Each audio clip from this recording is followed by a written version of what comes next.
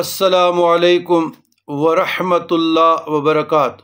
اللہم صلی علی سیدنا محمد وعلی آل سیدنا محمد دخیل اللہ ثم دخیلکم یا رسول اللہ۔ اللہم صلی علی سیدنا محمد وعلی آل سیدنا محمد۔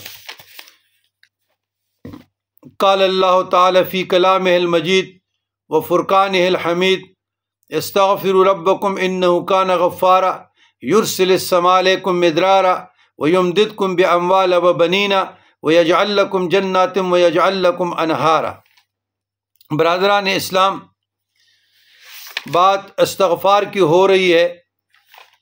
یہ قرآن مجید فرقان حمید سے ہماری 5ویں دعا ہے استغفار کے اذکار کے، یعنی قرآن مجید فرقان حمید کی روشنی میں جو استغفار کے کلمات آئے ہیں، تو یہ ہماری 5ویں دعا ہے استغفار کے متعلق۔ یاد رہے، گناہ ہو بھی یا نہ ہو، استغفار مستقل عبادت ہے، اس میں حلاوت ہے، اس میں ذوق ہے، اور بندے کی طرف اللہ تعالیٰ کی بارگاہ میں بہت زیادہ عاجزی کا اظہار ہے۔ اللہ تعالیٰ ہم سب کو سچے دل سے استغفار کرنے کی توفیق عطا فرمائے، آمین یا رب العالمین۔ یاد رکھیے گا، استغفار کے معنی بخشش کے ہیں۔ اللہ تعالیٰ کو یہ کہنا کہ یا اللہ میں گناہگار ہوں، میرے گناہوں کو بخش دے، میں نادم ہوں، میں شرمندہ ہوں، اور مجھے اپنی رحمت میں اور اپنے بخشش میں ڈانپ لے۔ تو اللہ گناہوں کو معاف کرنے والا ذات ہے، وہ خالق ہے۔ یاد رکھیے گا، جو لوگ اللہ تعالیٰ سے استغفار کرتے ہیں، اللہ تعالیٰ سے معافی مانگتے ہیں، تو اللہ تعالیٰ سے معافی کو حاصل کرنا اصل کامیابی ہے۔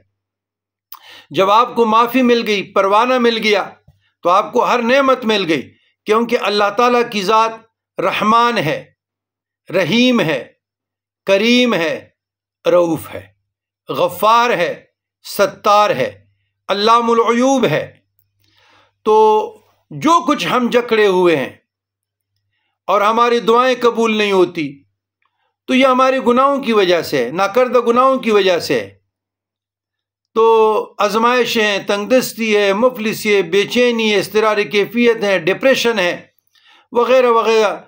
تو جب ان تمام چیزوں میں بندے گرفتار ہو جاتے ہیں، تو ان تمام رکاوٹوں کو دور کرنے کے لیے ایک ہی حل ہے، استغفار۔ جب استغفار بارگاہ خداوندی میں سر بسجود ہو کر ہم پڑھتے ہیں، تو ہمیں معافی کا خزانہ نصیب ہو جاتا ہے، وہ معاف کر دینے والی ذات ہے۔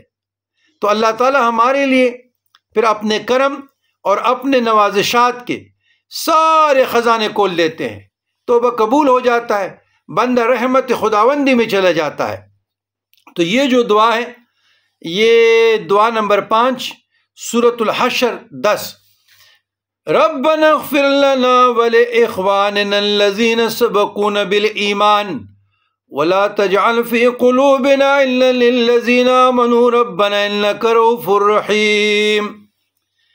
اے ہمارے داتا، اے ہمارے رب، ہمیں معاف فرما دے، اور ہمارے ان بھائیوں کو بھی معاف فرما دے جو ہم سے پہلے ایمان میں سبقت لے کر گئے اور ہمارے دلوں میں لے گئے، اور ہمارے دلوں میں ایمان والوں کا کینہ نہ رہے، نہ رہنے دینا۔ اے ہمارے داتا، بلا شبہ آپ بہت زیادہ پیار کرنے والے ہیں، ہمیشہ رحم کرنے والے ہیں۔ تو یہی دعائیں ہیں، آپ اپنے روٹین میں لائیں۔